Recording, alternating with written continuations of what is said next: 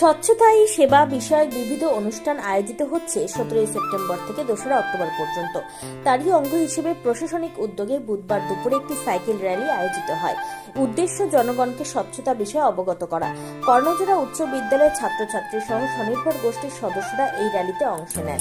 এছাড়াও এদিন কর্ণজোড়া উচ্চ বিদ্যালয়ের মাঠে একটি পথনাটিকা অনুষ্ঠিত হয়। এই প্রসঙ্গে রায়গঞ্জ মহকুমা শাসক কিংসুক মাইতি বলেন, জনগণকে স্বচ্ছতা নিয়ে সচেতন করার লক্ষ্যে র্যালির পাশাপাশি পথনাটিকা প্রদর্শন করা হয়। কারণ হিসেবে তিনি জানান, সরকারিভাবে যতই উদ্যোগ নেওয়া হোক, মানুষ সচেতন না হলে বা এগিয়ে না আসলে কোনো প্রকল্পই সাফল্য করে না।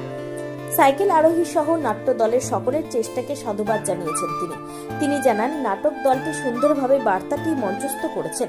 রায়গঞ্জ ব্লক সমষ্টি উন্নয়ন আধিকারিক, কর্ণজোড়া উচ্চ বিদ্যালয়ের প্রধান শিক্ষক সহ সকল আধিকারিকদের প্রচেষ্টায় এই কর্মসূচিটি সফলভাবে সম্পন্ন করা সম্ভব হয়েছে বলে জানিয়েছেন তিনি।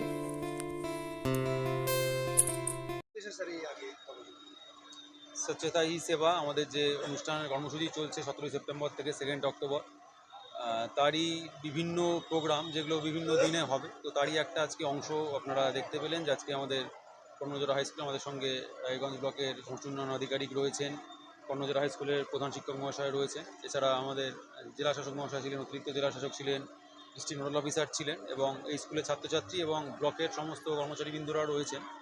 আজকে যেটা ছিল যে অ্যাওয়ারনেস জেনারেশন, সেই উদ্দেশ্যে আমাদের কর্ণজোড়া স্কুল থেকে একটা ছাত্রছাত্রী এবং সেলফ হেল্প গ্রুপের একটা র্যালি করা হয়েছিল, সাইকেল র্যালি।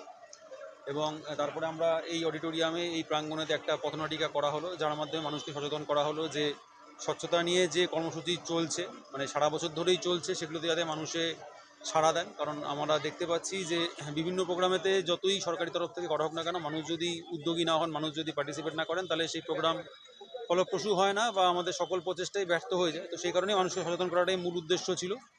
এবং আমরা আশা রাখছি যে আজকে যেভাবে সুন্দর অনুষ্ঠান করা হয়েছে বা যেভাবে ছাত্রছাত্রী বা বিভিন্ন স্তরে মানুষজন পার্টিসিপেট করেছেন, তাতে এই জাতীয় যে আমাদের আজকে অ্যাওয়ারনেস ক্যাম্প, সেটা অবশ্যই সাকসেসফুল। এবং আমরা আশা রাখছি যে আগামী দিনে যে এই অনুষ্ঠানের অন্তর্ভুক্ত যে আমাদের বিভিন্ন প্রোগ্রাম বা কর্মসূচিগুলো হবে, সেগুলোতে আরও মানুষ পার্টিসিপেট করবে। এবং আমি অবশ্যই স্পেশালি ধন্যবাদ জানাবো সমষ্টি উন্নয়ন আধিকারিক এবং স্কুলের প্রধান শিক্ষক মহাশয়কে, যারা এই অনুষ্ঠানটি সুন্দরভাবে আয়োজন করেছেন। এবং আপনারা দেখতেই পাচ্ছেন যে প্রচুর স্টুডেন্ট এখানে পার্টিসিপেট করেছেন। এবং যে পথনাটিকা যে সংস্থা যারা আজকে এই পথনাটিকাটি করলো, খুবই ভালো করেছে, বিভিন্ন ইনফরমেশন দেওয়া রয়েছে, যেটা আমাদের কাজে লাগবে। কারণ আমরা অনেক সময় জানি না, আমরা জাস্ট এই স্বচ্ছতা শুনছি বা আমরা জানি যে বিভিন্ন কর্মসূচি হচ্ছে, কিন্তু এগুলোতে কি কি হয় বা গ্রাম পঞ্চায়েত থেকে বা ব্লক স্তর থেকে কী ধরনের পরিষেবা মানুষ পেয়ে থাকে, সেগুলো নিয়ে কিন্তু ইন ডিটেলস আলোচনা হয়েছে।